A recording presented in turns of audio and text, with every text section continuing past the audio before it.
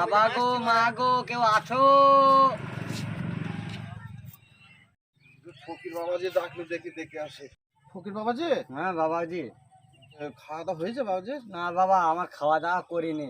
আচ্ছা চলো চলো, সারা গ্রাম ঘুরি, খাওয়া দাওয়া বাবাজি, চলো চলো বাবা, চলো বাবু। বসো। হ্যাঁ বলি বাবা। তাহলে বাবাজি তুমি বাবাজি। এখানে বসো। হ্যাঁ বাবা, আমি এক দড়ি চান করেছি, দুজন মিলে একসাথে খাবো। হ্যাঁ ঠিক বাবাজি। আছে বাবা, ঠিক আছে। ফকির এনে খাওয়ানো, ওর বের করছে, এতে এতে মরে গেলাম।